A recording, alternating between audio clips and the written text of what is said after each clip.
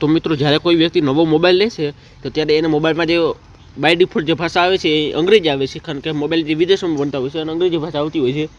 તો હવે ઘણા લોકો એવા હોય જેને જ્યારે અંગ્રેજી વાંચતા ન આવડતું હોય.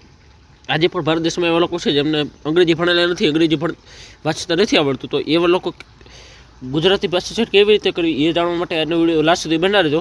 નાનકડો વિડીયો છે, ચાલો શરૂ કરીએ. તો સૌથી પહેલાં તો તમારે છે ને નોટિફિકેશન પેનલ જે છે આ જે તમે નેટને ઓન ઓફ કરો છો એને નીચે કરી અને અહીંયા એક સેટિંગનો આઇકોન છે જો ઉપરની સાઈડ, એની ઉપર ક્લિક કરવાનું. સેટિંગ ઉપર ક્લિક કરશો એટલે કાંઈક આ રીતનું ઓપ્શન આવી જશે.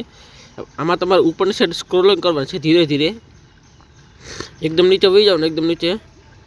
અહીં તમને એક ઓપ્શન મળશે જનરલ મેનેજમેન્ટ. મારો સેમસંગનો મોબાઈલ છે એટલે જનરલ મેનેજમેન્ટ છે. તો કોઈ બીજા કંપનીનો મોબાઈલ હશે તો એમાં લેંગ્વેજ અથવા કીબોર્ડના નામથી હશે લેંગ્વેજ એન્ડ કીબોર્ડ.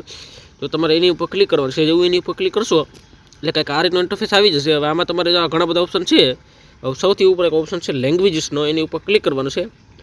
લેંગ્વેજ ઉપર ક્લિક કરીએ એટલે અહીંયા જો ઇંગ્લિશ ભાષા બાય ડિફોલ્ટ સિલેક્ટેડ છે. હવે આમાં શું કરવાનું, તમારે એડ લેંગ્વેજ ઉપર ક્લિક કરીએ અને એડ લેંગ્વેજ ઉપર ક્લિક કરીને આમાં તમને ગુજરાતી મળી જશે. તમારે અહીંથી ગુજરાતી સેટ કરી લેવાનું, સિલેક્ટ કરી લેવાનું છે. તો ગુજરાતી સિલેક્ટ કરશો એટલે ગુજરાતી ભાષા અહીં આવી જશે. તો મારે પહેલેથી લીધેલી છે તો હું અહીં જસ્ટ આની ઉપર એકવાર ક્લિક કરી અને અપ્લાય ઉપર ક્લિક કરી દેવાનું છું. સો ફાઇનલ કે આજની વિડીયોમાં આટલો વિડીયો પસંદ આવ્યો હોય તો વિડીયોને લાઇક અને ચેનલને સબસ્ક્રાઈબ કરો, કારણ કે મોબાઈલ ફોનને લગતા વિડીયો અહીં આવતા રહેશે. તો thank you for watching, bye bye.